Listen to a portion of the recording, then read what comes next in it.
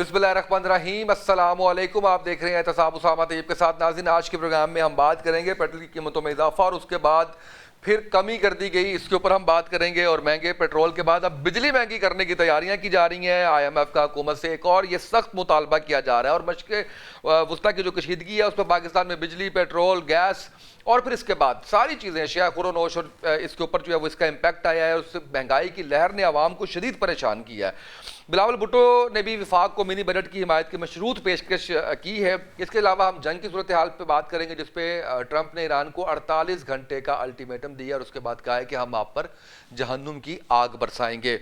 Iran America मुज़ाकरात का मुस्तकबिल क्या होगा, अपने प्रोग्राम में इसको डिस्कस करेंगे। ईरान का अमेरिका के साथ बातचीत करने के हवाले से उन्होंने बिल्कुल सिंपल इनकार कर दिया है। हमारे ये मौज़ूआत हैं आज की, जिसके ऊपर हम बात करेंगे। बहरामन तंगी साहब पाकिस्तान मुस्लिम लीग नून से हमारा साथ दे रहे हैं। बहरामन साहब, आपका बहुत शुक्रिया, आप तशरीफ लाए। बैरिस्टर आमिर हसन साहब हमारा साथ दे रहे हैं पाकिस्तान पीपल्स पार्टी से। बैरिस्टर साहब आपका शुक्रिया।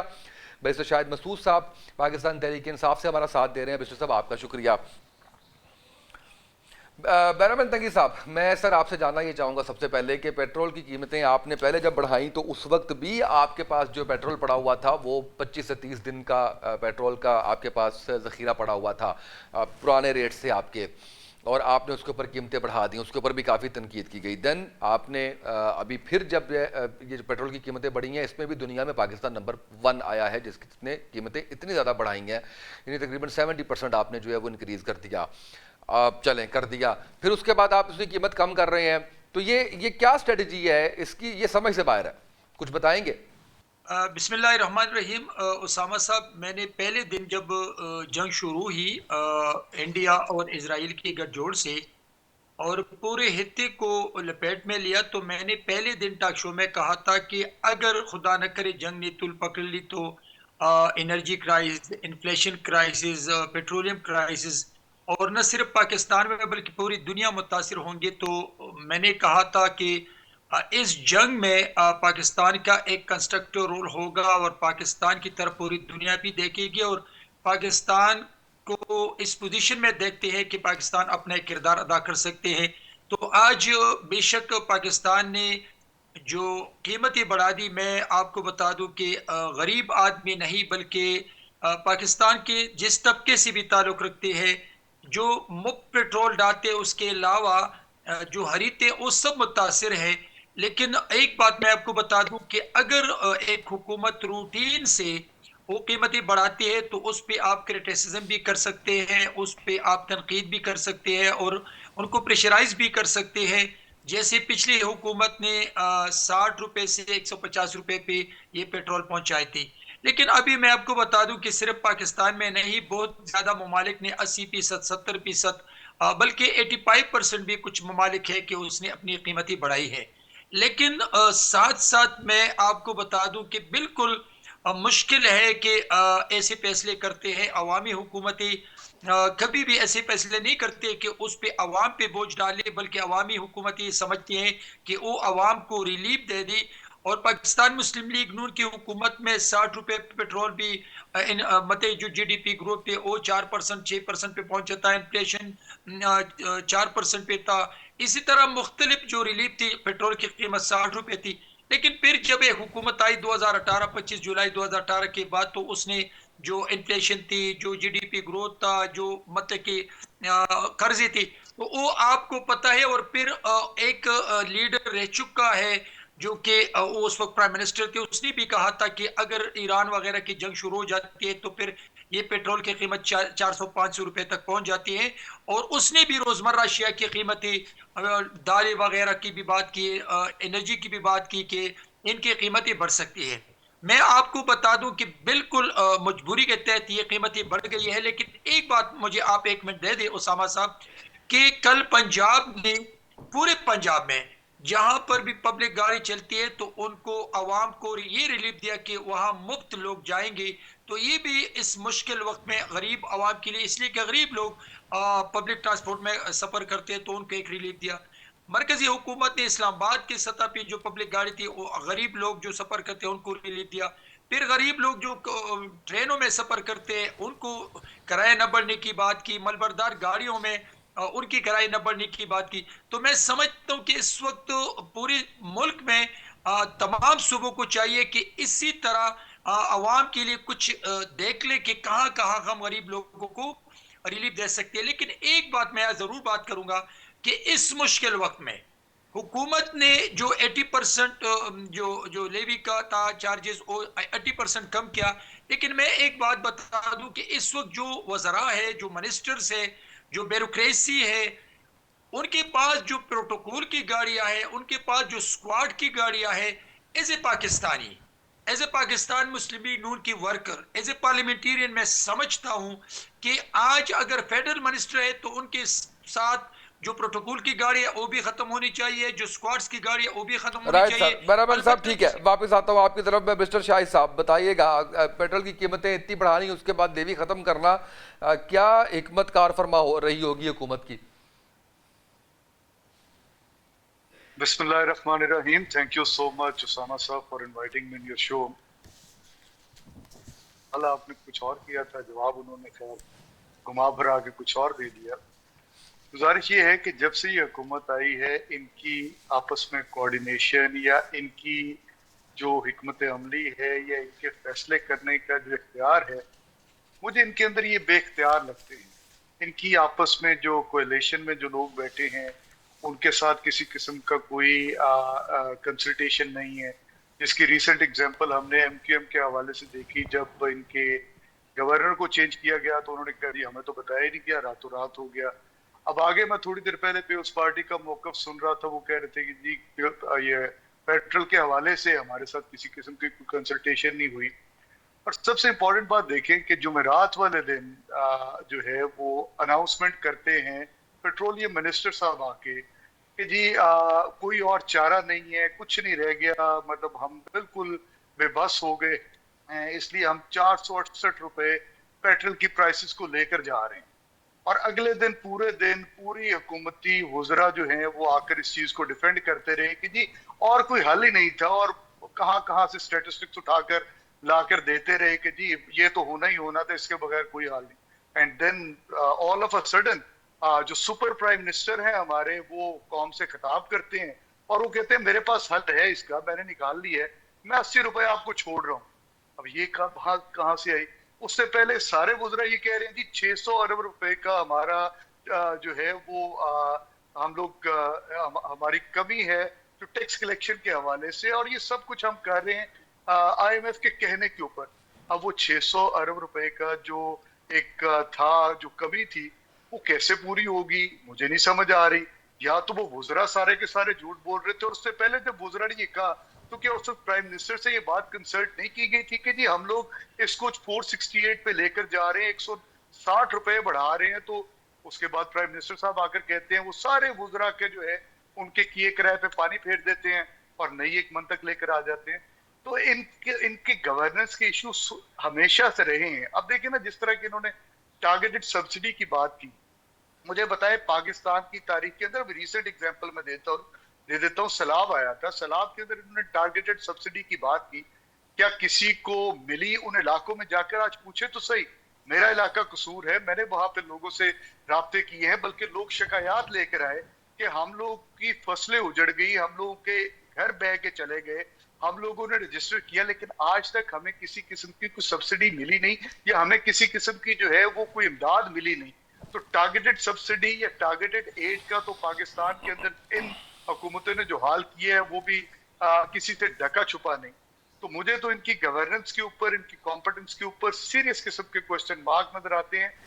गैर मामूली हालात है, इनके अंदर गैर मामूली फैसले करने थे, लेकिन ये लोगों ने तमाशा बनाया हुआ है, सुबह कुछ कहते हैं रात को कुछ कहते हैं, और अवाम जो है बेचारी इसके अंदर पिसके रह गई है। बिल्कुल सही है। मिस्टर आमिर साहब, सर कैसे हैं आप? खैरियत से हैं? जी फाइन जी, बहुत शुक्रिया। मिस्टर साहब बताइएगा, एक तो मैं जो है वो बात जहाँ से शुरू करना चाह रहा हूँ, आज जुल्फ़िकार अली भुट्टो साहब की बरसी भी है 47वीं, और ज़ाहिर है कि उनकी जो जमहूरियत के लिए या आपकी जो कोशिशें हैं उससे हम लोग वाकिफ़ हैं। मैं जानना ये चाह रहा हूँ कि इस वक्त जो गवर्नमेंट की पॉलिसीज़ आ रही हैं, महंगाई आप देख रहे हैं, पेट्रोल आप देख रहे हैं, कीमतें का, बिजली महंगी होने जा रही है, तो लूप इन किया जाता है पाकिस्तान पीपल्स पार्टी को, मुशावरत की जाती है, आपकी इसके अंदर राय शामिल होती है? बहुत शुक्रिया जी। पहले आपने शहीद जुल्फ़िकार अली भुट्टो की यौम शहादत का जिक्र किया है, तो आज पाकिस्तान के आइन के खालिक और पाकिस्तान के एटमी प्रोग्राम के मोहमान और शहीद जुल्फ़िकार अली भुट्टो जो पाकिस्तान के पहले मुंतखब वजीर आजम है, उनका यौम शहादत है। एक ऐसा शख्स जिसने शिकस्त खुर्दा कौम को 16 दिसंबर 1971 के सानिये के बाद दोबारा खड़ा किया और उसके अंदर एक नई रूह फूंकी और पाकिस्तान को एटमी प्रोग्राम देके बैरूनी तौर पे मजबूत किया और पहला मुत्तफिका आइन देके अंदरूनी तौर पे मजबूत किया। उसी आइन के तहत बनने वाली सुप्रीम कोर्ट ने तख्ता-ए-दार पे लटकाया और 45 साल के बाद उसने माफी मांगी और अपने चेहरे का दाग धोया।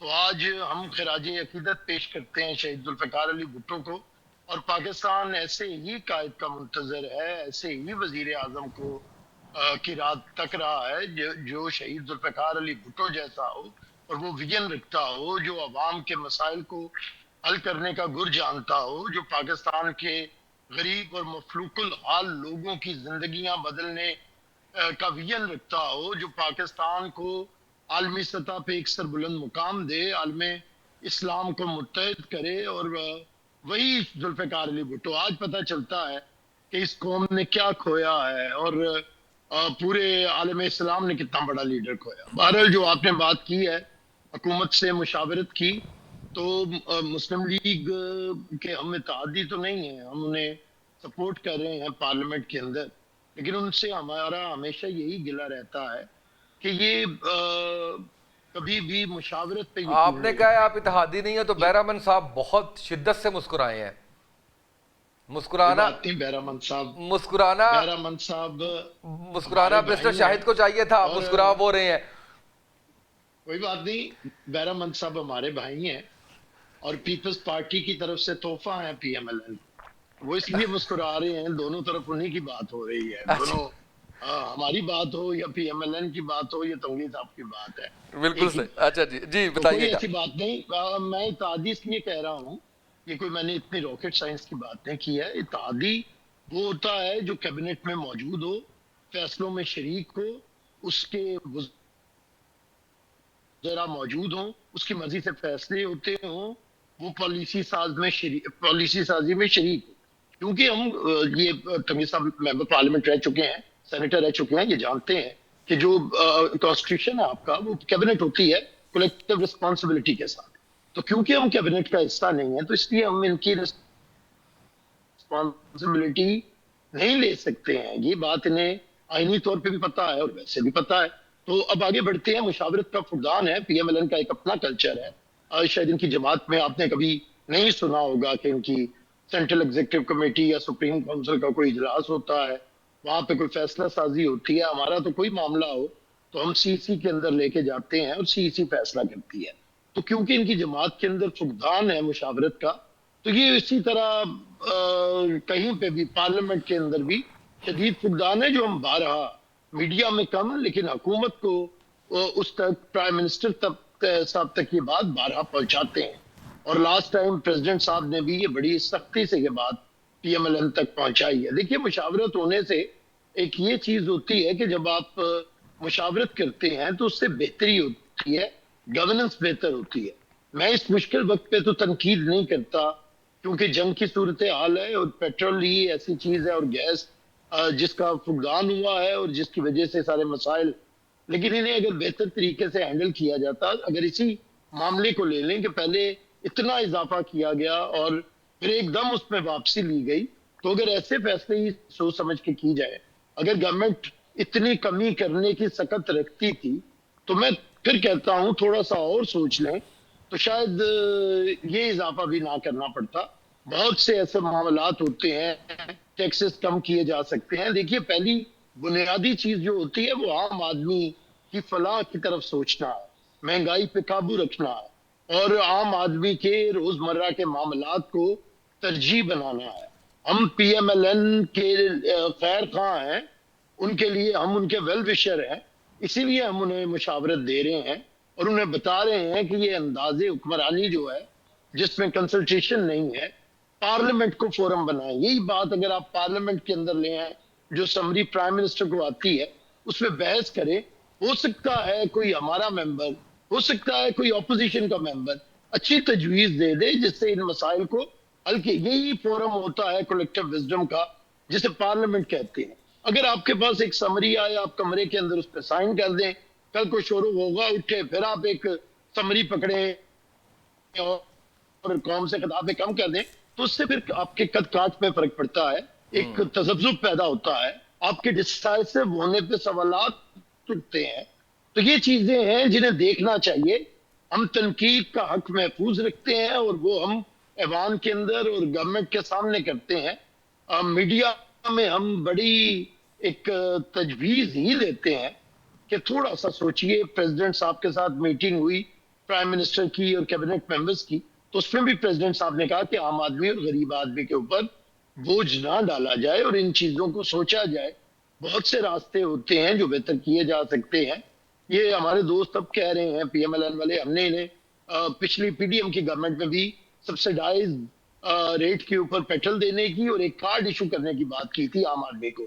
अगर वो कार्ड इशू हो गया होता, आज तो इसे इम्प्लीमेंट करना, मैं बैरिस्टर शाहिद साहब से एग्री करता हूँ कि बड़ा मुश्किल होगा। पहले भी इस पे अमल दरामद नहीं हुआ, ये मैं नारों तक रह जाता है कि आप सब्सिडी देंगे, उसका फायदा आम आदमी तक नहीं पहुंचता है। अगर बिल्कुल आप सही। यही एक कार्ड बना देते और उसे सब्सिडाइज कर देते, अगर ये 3 साल पहले, आज भी कर दें और इसे एक रेगुलेट करे गवर्नमेंट, तो फिर ये सब्सिडी हो सकती है। भुट्टो साहब की बात हो रही है, तो भुट्टो साहब ने अपने दौर में एक राशन कार्ड रखा था जिसपे सब्सिडाइज रेट पे चीनी, आटा और दूसरी जरूरियात जिंदगी मिलती थी हर फर्द को उसकी जरूरत के मुताबिक। राइट, और मैं अगर वापस उससे आता हूँ ज्यादा आपकी कोई तरफ घर बैरिस्टर चाहता साहब, था बैरमन तो साहब वो से। ज्यादा रेट पे लेता था। बैरमन साहब से इसका जवाब देते हैं। बैरमन साहब बताइएगा, जो बात अभी मिनिस्टर साहब कर रहे हैं, एक तो इस पे, दूसरा महंगाई में 30% इजाफा हो गया आपके इन फैसलों से। 500 रुपए की एलपीजी मिल रही है, गवर्नमेंट रेट 300 कुछ रुपए है। इसके ऊपर भी रेट आपकी नजर नहीं आ रही। दूसरी बात, जो मैंने सवाल आपसे पहले जंग में पूछा था, मैंने कहा मैं आप क्योंकि जवाब नहीं दे रहे, दोबारा पूछ लूंगा कि अपनी गलती का एहसास हुआ जो लेवी की मद में आपने पैसे कम करके किसी भी तरीके से आपने पेट्रोल की कीमत कम की? देखिए उसामा साहब, सबसे पहले मैं बैरिस्टर आमिर हसन साहब को 3 सवालों के जवाब देता हूं। एक तो ये है कि मैं भी जिस पार्टी में 44 साल मैंने ज़िंदगी का अहम हिस्सा दिया है, शहीद जुल्फ़िकार अली भुट्टो साहब की हिम्मत को, बहादुरी को, उसकी शहादत को मैं सलाम पेश करता हूं और मैं इस दिन उनके लिए दुआ करता हूं कि अल्लाह उनको जन्नत रहमत में जगह दे और जन्नतुल फिरदौस में जगह अता फरमाए। इसलिए कि इस मुल्क की आईन और इस मुल्क की एटमी बुनियाद और इस मुल्क के लिए इस्लामी ब्लॉक और इस्लामी कॉन्फ्रेंस बुलाने पर मैं उनको हिराज तहसीन पेश करता हूँ। जहाँ तक बैरिस्टर साहब ने जो मुज़ाकरात की बात की कि मशावरत की बात की, तो मैं समझता हूँ कि जब एक पार्टी की हुकूमत होती है और उनके साथ मुख्तलिफ जमातें इत्तेहादी होते हैं, तो उनके साथ लेज़ान रखना और उनके साथ मशावरत रखना, मेरे ख्याल में ये उस हुकूमत की नहीं बस मुल्क की भी खुशकिस्मती होती है कि मशावरत से आगे बढ़ते हैं और मशावरत से, तो मैं इत्तेफाक करता हूँ। लेकिन जहाँ तक जो आपके सवाल है कि प्राइम मिनिस्टर साहब ने एक फैसला किया और फिर दूसरे दिन गलती मान के एक फैसला किया, तो मैं समझता हूँ कि देखिए एक फैसला होते हैं हुकूमत में और फिर वज़ीर आज़म पाकिस्तान आके कौम से मुहातिब होते हैं और फिर उसमें कमी करने की कोशिश करते हैं और कमी करते हैं।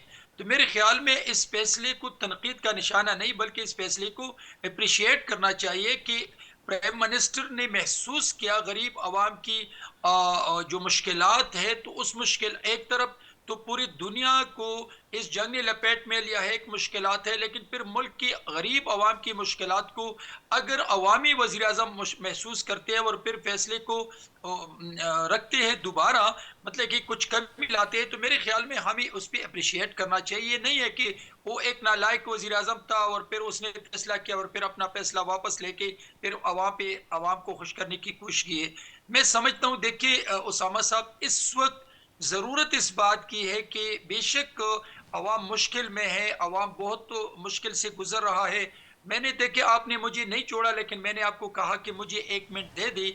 इस वक्त चारों सूबों की वज़रा को भी, चीफ मिनिस्टर्स को भी, इस वक्त फेडरल मिनिस्टर्स जितनी भी है, उनकी अगर प्रोटोकॉल ख़त्म की जाए, उनके अगर स्क्वाड्स ख़त्म की जाए, अगर उनकी फैमिली की जो गाड़ियां दी है उनको ख़त्म करे, ब्यूरोक्रेट्स की जो पास 2-2, 3-3 गाड़ियां उनको ख़त्म करे। तो मेरे ख्याल में इस मुश्किल वक्त में हम आवाम को मैसेज दे सकते हैं कि ये नहीं है कि हमने आप पे बोझ डाल दिया, बल्कि हमने ये इक़दाम उठाए हैं। और इस वक्त ज़रूरत इस बात की है कि तमाम पार्टीज मिलकर, जो खित्ते में जंग चढ़ गई है और खित्ते में इस पूरे हित्ते को जंग ने लपेट में लिए, वो हुकूमत का साथ दे, वो पाकिस्तान का साथ दे। इस वक्त सियासत का वक्त नहीं है कि हम सियासत करें। देखिए 2008 में आसिफ अली जरदारी साहब ने जब हुकूमत बना दी, तो वो मियाँ साहब के घर पे गए, मेरे कायद जो इस वक्त मेरे कायद है उनके घर पे गए, और जरदारी साहब ने कहा कि हम चाहते कि हम इस रिलेशनशिप को, सियासी रिलेशनशिप को बच्चों तक ले जाएं, इसलिए कि इस मुल्क को एक पार्टी मुश्किलात से नहीं निकाल सकते हैं। आइए हम सब मिलकर इस मुल्क को मुश्किलात से निकालें। तो आज मैं समझता हूं कि इस वक्त ये भी ऐसा वक्त है कि पाकिस्तान में अगर जो सियासत करते हैं, बेशक वो सियासी दुश्मन भी है, वो सियासी मुखालिफ भी है, लेकिन आइए हम सब मिलकर इस मुल्क मुश्किलात से पाकिस्तान को निकाल दें। इसलिए कि पाकिस्तान मुश्किल से दो चार है, न सिर्फ पाकिस्तान बल्कि पूरी दुनिया में। ये महंगाई भी आ रही है, बहुत ज्यादा पेट्रोल की कीमत भी बढ़ गई है। तो मैं समझता हूं कि इस वक्त सियासत का नहीं है, बल्कि इस वक्त हुकूमत को सपोर्ट करने की बात है। और अपने अपने सूबों में जहां पर पीपल्स पार्टी की हुकूमत है, जहां पर पीटीआई की हुकूमत है, जहां पर मुस्लिम लीग नून की हुकूमत है, तो वहां पर गरीब आवाम को रिलीफ देने के लिए ऐसे इकदाम उठाए कि गरीब आवाम पे इसका असर कम पड़े। बिल्कुल सही जी। बैरिस्टर साहब, अब जो बात असल में वो करना चाह रहे हैं अपनी, तो अब आपने बैरमन साहब जो आपकी बात थी वहाँ पे तो खैर बहुत से फैसले ऐसे थे जो आपको भी करने चाहिए थे, लेकिन चले, एक सूबे में आपकी हुकूमत है मिस्टर शाहिद साहब, एक में मिस्टर आमिर साहब की हुकूमत है, तो जो हुकूमतों को वो मशवरा दे रहे हैं उसके ऊपर क्या राय है आपकी? देखिए, पहले तो जो आपने सवाल तंगी साहब से किया, शुक्र है उसका जवाब मिला। उन्होंने कहा कि मेरा वजीर आज़म नालायक है और वो इतना कॉम्पिटेंट नहीं है कि वो फैसले सही कर पाता। इन्होंने बिल्कुल दुरुस्त कहा, और यही बात मैं विद ड्यू रिस्पेक्ट मैंने ये नहीं कहा। मैंने कहा कि अगर आप लोग कहते हैं कि ये वज़ीर आज़म नालायक था और उसने फैसला वापस लिया, मैंने कहा कि इस पे क्रिटिसिज्म न करे, बल्कि उनको अप्रिशिएट करे कि उसने गरीब आवाम की मुश्किल को महसूस किया और उसने उस फैसले में कमी लाई। मैंने ये कहा। तंगी साहब, अगर दोबारा अगर इसकी रिकॉर्डिंग निकालेंगे तो आपने कहा कि पहले एक फैसला किया वजीर आज़म ने, उसके बाद उसने वापस ले लिया, और वापस लेने के बाद जो है वो नालायक वजीर आज़म नहीं था, इस तरह की आपने बात की। तो मुझे उसका जवाब मिल गया, खैर अवाम को भी मिल गया। दूसरी बात देखें, जो बैरिस्टर आमिर हसन साहब ने बात की, मैं एक बात से बड़ी ही इज्जत के साथ, एहतराम के साथ उनसे ये कहना चाहूँगा कि वो इस वक्त हुकूमत के अंदर है, और हुकूमत आज जो बरसर इक़्तिदार है, वो नून लीग है या पाकिस्तान पीपल्स पार्टी है, उसके अंदर ये बराबर की शरीक हैं। सारे आईनी ओहदे सारे सूबों के अंदर इनके पास मौजूद हैं। तो ये अपने आप को अब आज़ाद नहीं कर सकते उन सारे गुनाहों से जो ये हुकूमत लगातार करती चली आ रही है। नहीं, वो कह रहे हैं कि हम कैबिनेट में नहीं है, हमारे पास वजारतें नहीं है, हम किसी मुशावरत में नहीं है, हम सिर्फ सपोर्ट कर रहे हैं हुकूमत के लिए, और आईनी ओहदे उनके पास मौजूद है। बाकी वो कह रहे हैं किसी किस्म के उसमें डिसीजन मेकिंग प्रोसेस में हम लोग नहीं है। मैं गुजारिश करता हूँ, आज अगर जो है खिताब जो था बिलावल भुट्टो जरदारी साहब का जो उन्होंने किया, तो उन्होंने कहा ईद वाले दिन कैबिनेट खुद मेरे पास गुजरा चल के आ गए। तो इनके पास तो कैबिनेट चली जाती है और मेरी फिर ईद खराब हो गई, तो वहां पे बैठ के उन्होंने कोई मजाक तो नहीं किया होगा, इसी तरह की मुशावरत का अमल ही हुआ होगा। तो गुजारिश ये है कि जो बात मैं करना चाह रहा था कि ये अब इससे मुबर्रा नहीं हो सकते, इससे आज़ाद नहीं होंगे। इनको इन सारे फैसलों के अंदर ये बराबर के शरीक हैं, और अगर ये शरीक नहीं होना चाहते तो इनके लिए बड़ा आइडियल टाइम है कि आज पाकिस्तानी अवाम जो है वो एक इज़्तिराब की कैफियत के अंदर है। अगर हुकूमत इनकी बात नहीं सुनती तो ये बिल्कुल बाहर आ जाए हुकूमत से और आकर ऑपोजिशन में बैठे और खुल के अपना मौक़िफ़ बयान करे। और मैं इनकी इस हद तक, इनकी इस बात को इस हद तक जरूर एंडोर्स करूंगा कि ये हुकूमत जो आज पार्लिमान को बाईपास किए बैठी है हर इंपॉर्टेंट इशू के ऊपर, इसको ये नहीं करना चाहिए। देखें, गजा पीस बोर्ड का मामला हुआ, आपने पार्लिमान को एतमाद में नहीं लिया। उसके बाद ईरान की वॉर का मामला स्टार्ट हुआ, अभी तक किसी किस्म का कोई joint session of the parliament नहीं मुनक्किद हो सका, और हमें आज भी अपनी जो है foreign policy towards this war, बिल्कुल इसके ऊपर पूरी कौम जो है वो तज़ब्ज़ुब का शिकार है। उनको नहीं समझ आ रही कि हम ईरान के साथ खड़े हैं, हम अमेरिका के साथ खड़े हैं, हम गल्फ जो कंट्रीज हैं उनके साथ खड़े हैं। इसके ऊपर भी एक तज़ब्ज़ुब है। लेकिन और ये इसकी बुनियादी वजह ये है जो बैरिस्टर आमिर हसन साहब ने कहा कि अगर ये सारी बातें पार्लियामान के अंदर लेकर आ जाती, वहां पे डिस्कशन होती, जिस तरह ये पेट्रोल का मामला था, अवाम के ऊपर आपने ये एक बम गिराया है, तो क्यों ना आप इसको पार्लियामान के अंदर डिस्कस कर लेते। सारी जो है अपोजिशन जमातें जो हैं और जो हुकूमती जो इत्तेहादी हैं, उन सार के साथ वहां पे एक मुशावरत हो जाती। और उसके बाद अगर ये लगता कि ये जरूरी है, अवाम के ऊपर ये गिराना जरूरी है, तो इस सारे मामले के अंदर एक कौमी यकजहती के साथ, एक इत्तेहाद के साथ इन सारे क्राइसिस से हमें निकलना चाहिए था। ये मेरा मतलब है। बिल्कुल सही जी। मिस्टर आमिर साहब, सर ये बताइएगा मुझे कि अब स्टांस क्या है आपका महंगाई के हवाले से? अब अगर हम आपको इनका इत्तेहादी नहीं कंसिडर करते तो रिस्पॉन्सिबिलिटी तो है ना आपकी, एक सूबे में हुकूमत भी है, आप बड़ी पार्टी हैं, पॉलिटिकल पार्टी हैं, से भी है, तो इसके ऊपर हम क्या रोल एक्सपेक्ट करें पाकिस्तान पीपल्स पार्टी का? देखिए, हम इस हद तक बिल्कुल रिस्पॉन्सिबल हैं कि हम इन्हें पार्लियामेंट के अंदर सपोर्ट दे रहे हैं। बैरिस्टर शाहिद साहब मेरे लिए काबिल एहतराम है। उन्होंने ये बात की कि कोई कॉन्स्टिट्यूशनल ओहदे पे अगर बैठा हो तो वो हुकूमत का हिस्सा होता है। तो पीडीएम की गवर्नमेंट के दौरान 18 साल अलवी साहब प्रेसिडेंट थे, कॉन्स्टिट्यूशनल ओहदे के ऊपर थे। तो क्या वो पीटीआई की हुकूमत थी? इसे ओन करते हैं पीडीएम की हुकूमत को, तो फिर इमरान खान गालम गलोच क्यों कर रहे थे अगर वो इनकी हुकूमत थी? तो मैं ये समझता हूँ कि जो समझदार लोग हैं उन्हें लोगों को नहीं करना चाहिए गुमराह करने के लिए। हकीकी बात बताएं, हम बिल्कुल रिस्पॉन्सिबल उस चीज के होंगे जिसकी रिस्पॉन्सिबिलिटी हमारे ऊपर होगी। कॉन्स्टिट्यूशनली हमारे पास कॉन्स्टिट्यूशनल ओहदे हैं, वो हमारे इन्हीं नादान दोस्तों के लिए, पीटीआई वालों के लिए थे कि ये इधर उधर ना भागते फिरें और फौज के सरबराह से मुज़ाकरात की मिन्नतें तरले ना करें, बल्कि ऐवान सदर में आए। वही ऐवान सदर जहां पे ये बाजवा की मिन्नतें करने के लिए अलवी को सरे पसे पर्दा बैठ के अलवी के साथ इमरान खान पहुंचे और बाजवा के पैर पकड़ के माफिया मांगते रहे। तो हमने एक कॉन्स्टिट्यूशनल ओहदा रखा हुआ है कि आपके पास रियासत के सरबराह का ओहदा है, आपको हुकूमत से इख्तलाफात होने चाहिए, आप एंटी गवर्नमेंट गुफ्तगू जरूर करें। लेकिन पीटीआई का बेड़ा गर्क ही इसलिए हुआ है कि इन्होंने एंटी स्टेट मौकफ के साथ पॉलिटिक्स कर रहे हैं। इसी एंटी स्टेट मौकफ के अंदर इन्होंने जो स्टेट का सिंबल है प्रेसिडेंट ऑफ पाकिस्तान, उससे भी वो बात नहीं कर रहे। और बात करने पे आते हैं तो फौज के सरबराह के साथ गालम गलोच भी करते हैं, साथ मिन्नत तरला भी करते हैं कि हमारे साथ बात करें। तो मैं ये समझता हूँ कि ये मेरे भाई की जमात का एक तजब्जुब है जिससे मेरे बैरिस्टर शाहिद जैसे भाइयों को बेहतर करने की जरूरत है। मैं इनकी इस ख्वाहिश का एहतराम करता हूँ कि पीपल्स पार्टी अपोजिशन में आई। इनकी वजह ये भी है, ये इनकी नाकामी का एतराफ भी है कि ये 2 सालों में अपोजिशन नहीं कर सके। तो ये एक ऐसी जमात को अपोजिशन में आने की दावत दे रहे हैं जिसने हमेशा 17 सीटों के साथ भी दबंग अपोजिशन की हुई है और हुकूमत के घुटने 2/3 अक्सरियत वाली हुकूमत के घुटने टिकवा दिए हैं। और ये 100 से ज्यादा अरकान रख के, सिवाय मछली मंडी के गाने के और वहां पे बदतहजीबी करने के, कोई एक पॉलिसी नहीं बना सके, कोई एक कुछ भी नहीं कर सके, अपने लीडर से मुलाकात का हक हासिल नहीं कर सके। इतनी नकारा नकम्मी अपोजिशन मैंने पाकिस्तान की तारीख में नहीं देखी कि जहां पे सिर्फ और सिर्फ अच्छा बैरिस्टर साहब वापस आ जाए ना, क्यों तपे हुए हैं इतना? इनकी कोई बात बता दीजिए, किसी अपोजिशन लीडर का कोई इतना क्यों तपे हुए हैं? मैंने कहा वापस आ जाएं टॉपिक पे। पाकिस्तान पीपल्स पार्टी क्या रोल प्ले करेगी? मैं तपा नहीं, मुझे बात कर लेने दे। मैं तपा नहीं हूं, महंगाई पे मैं तपा नहीं हूं। देखिए, हमारी हमें क्या पॉलिटिक्स करनी है वो बात हमें अब पीटीआई के दोस्त तो नहीं बताएंगे। हम पॉलिटिक्स कर रहे हैं। हमने पॉलिटिक्स का आगाज इलेक्शन के बाद ये किया कि सबसे बड़ा ग्रुप बन के ये आजाद अराकीन का पीटीआई सपोर्टेड लोग थे, वो आए, हमने इन्हें हुकूमत बनाने की दावत दी, ये भगोड़े हुए भाग गए, हुकूमत बनाने से भाग गए। तो फिर जो दूसरा बड़ा ग्रुप था, वो यही जमहूरियत होती है, वो हमारे पास चल के आए, हमने उन्हें सपोर्ट दे दी।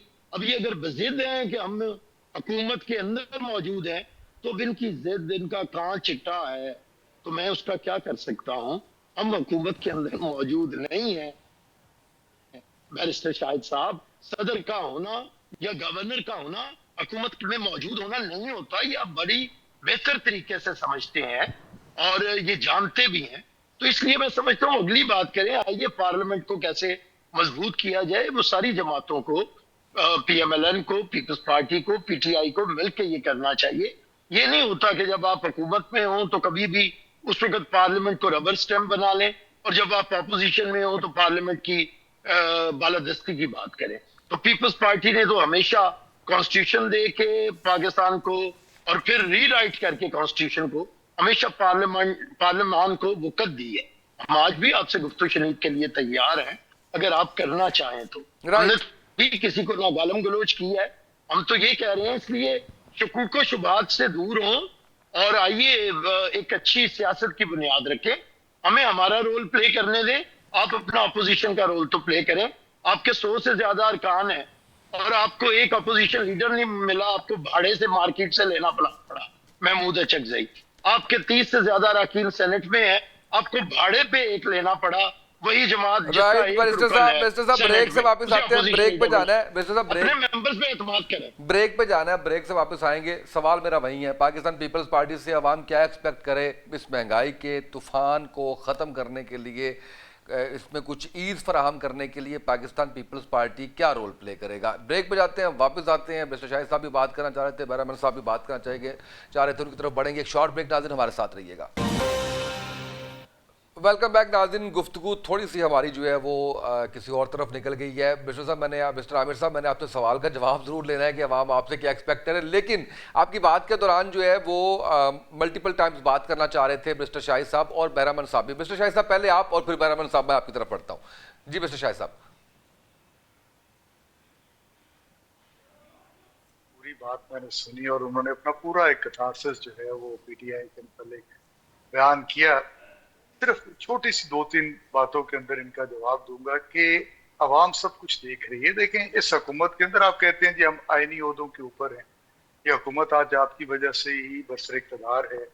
26वीं और 27वीं आईनी तरमीम जब हुई तो आपने इस हुकूमत को बिल्कुल सपोर्ट किया और उस आइन की आपने धज्जियां बखेर दी जिसके बानी के मुतल्लिक आगे आप बात कर रहे थे। और जहां तक आप बात करते हैं शहीद जुल्फिकार अली भुट्टो साहब की और हमें ताना दे रहे थे कि आप एक मुलाकात नहीं कर सके, तो पाकिस्तान पीपल्स पार्टी बिल्कुल मौजूद थी जब जुल्फिकार अली भुट्टो साहब को फांसी दी गई थी।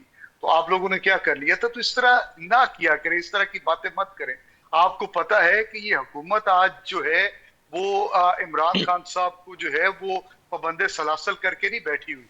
आपको भी इस बात का अंदाजा है कि आज जमहूरी कुव्वत किस पार्टी के पास है। आज जो आप लोग कभी पीपल पॉलिटिक्स करते थे वो आपने छोड़ दी। आज वो पीपल पॉलिटिक्स जो है वो पाकिस्तान तहरीक इंसाफ कर रही है। सिर्फ आप पावर पॉलिटिक्स कर रहे हैं, आप सिर्फ किसी ना किसी तरीके से इक़्तिदार के अंदर रहना चाहते हैं।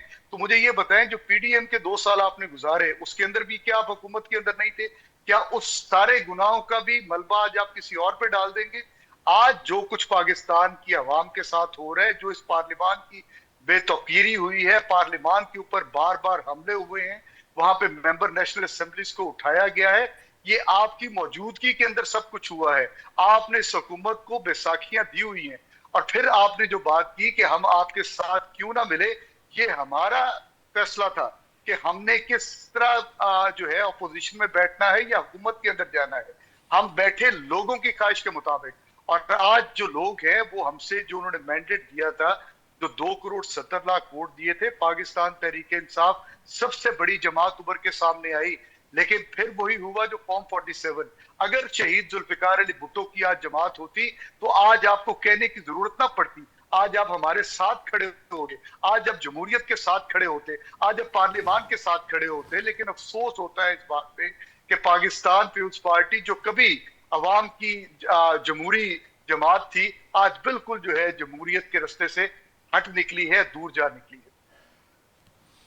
बैरमन साहब, सर आप साहब मुझे मौका देंगे? मैं जरा बैरमन साहब की एक बार बात सुन के वापस आता हूं। बैरमन साहब बताइएगा। देखिए उसामा साहब, मैं बैरिस्टर जो PTI के साथी है, मैं उनकी 2 बातों का जवाब देता हूं। एक तो जंग के बारे में और एक यहाँ पे जमहूरियत के साथ देने की बात है। दोनों के मैं जवाब दूंगा और मुझे आप टाइम देंगे। देखिए बैरिस्टर साहब ने ये कहा कि इस वक्त हमें पता नहीं है और पूरे कौम को मालूम नहीं है कि इस वक्त पाकिस्तान ईरान के साथ है या अमेरिका के साथ है या अरब कंट्रीज के साथ है। यही तो बदकिस्मती थी आप लोगों की हुकूमत की कि तमाम हमसाये ममालिक को चाइना को, रशिया को, यूएई को, सऊदी अरब को, अमेरिका को नाराज किया था। तमाम कोई कोई किसी मुल्क का लीडर उस पर एतमाद करने के लिए तैयार ही नहीं था, और नौबत यहां तक आ गई कि फिर सऊदी अरब ने अपने जहाज से उनको उतार करके वहां पर बेयारो मददगार छोड़ दिया न्यूयॉर्क के एयरपोर्ट पे। तो ये आपकी लीडर की बात है। पाकिस्तान इस वक्त पूरी दुनिया में हमसाय ममालिक के साथ, इस्लामी ममालिक के साथ, तरक्याफ्ता ममालिक के साथ, अमेरिका के साथ, ईरान के साथ, अरब कंट्री के साथ बराबरी की बुनियाद पे ताल्लुकात रखते हैं। जब ईरान पे हमला हुआ तो पाकिस्तानी मंदूब ने वहां पर यूनाइटेड नेशन में उनकी मजम्मत की। हमनाई साहब की शहादत पे हमने मजम्मत की है, हमने उनका साथ दिया है, मॉरली तौर पर हम उनका साथ दे रहे हैं। और इसके मिसाल ये है कि ईरान पाकिस्तान का शुक्रिया अदा करते हैं, प्राइम मिनिस्टर का शुक्रिया अदा करते हैं, फील्ड मार्शल असीम मुनीर का शुक्रिया अदा करते हैं। जहां तक अरब कंट्रीज की बात है तो आप जाएं वहां सऊदी अरब में, जो सऊदी अरब ने कहा कि ईरान को नहीं चाहिए कि यहाँ पर अमेरिका बेस को बनाकर हमारे ऊपर हमले करे, तो पाकिस्तान वो मुल्क था कि उसने ईरान को कन्विंस किया, और ईरान के प्रेसिडेंट ने 8वें दिन माफी मांग के उन अरब कंट्रीज के जो अड्डों पे वो हमले कर रहे थे उस पे हमले न करने की बात की, उस पे माफी भी मांग ली।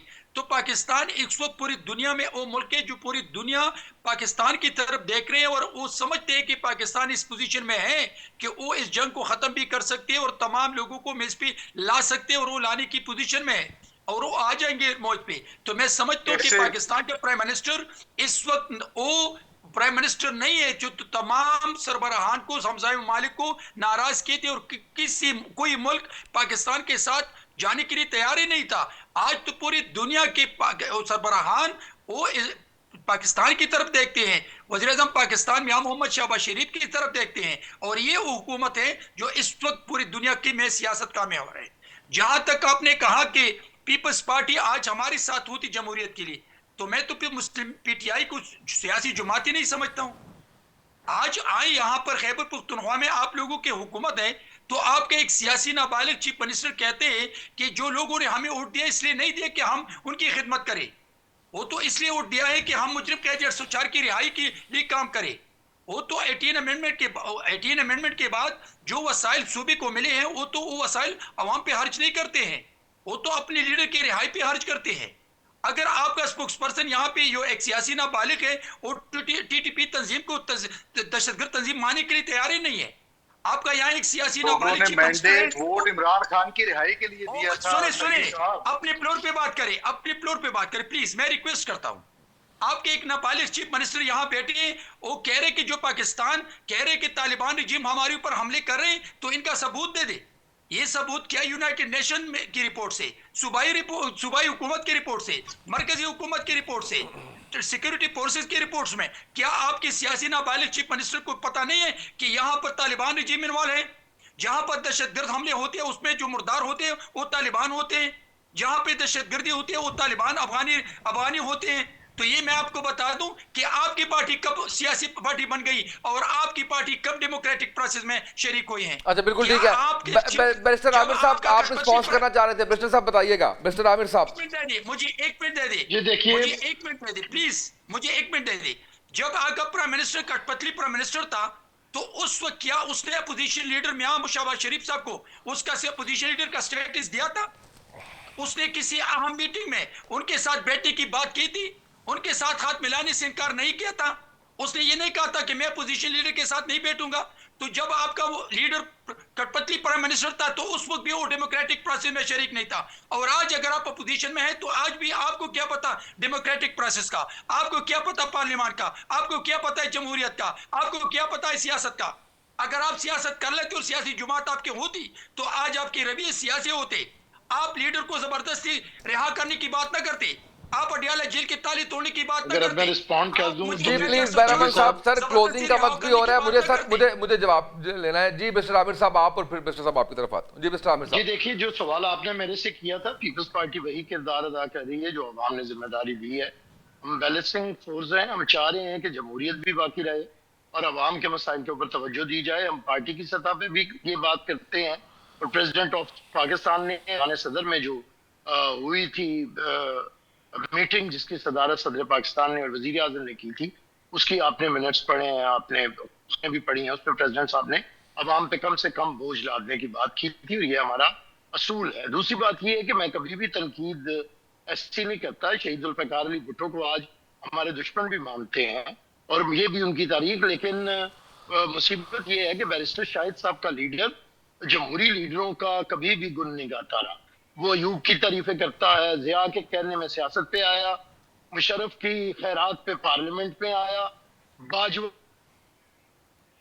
का बेटा बन के हुकूमत में आया और आज किसी नए बाप की तलाश में है। इसलिए हम भुट्टो की पार्टी किसी ऐसे शख्स की हिमायत कैसे करे जो आमरीयतों का परवरदा है। राइट, बिल्कुल ठीक है बैरिस्टर आमिर साहब, क्योंकि मुझे 2 मिनट में मुझे बैरिस्टर आमिर साहब बैरिस्टर आमिर साहब मुझे की गोद में बैठ के इक़्तिदार पे आता है। बैरिस्टर आमिर साहब, क्योंकि मुझे 2 मिनट में क्लोज करना है तो मुनासिब नहीं होगा कि हम बैरिस्टर शाहिद साहब का रिस्पॉन्स ना लें। जी बैरिस्टर साहब बताइएगा। सर, आमिर भाई की जो है वो बात ही सेल्फ कॉन्ट्रडिक्टरी है। इन्होंने पहले खुद कहा कि जी हमने इनको कहा था जी आए हमारे साथ बैठ के हुकूमत बनाए, अभी कह रहे हैं कि हम उनके साथ बैठना नहीं चाहते। तो उससे समझ लें नहीं, जमहूरी असूल के लिए शायद सब गए थे, जमहूरी असूल के लिए।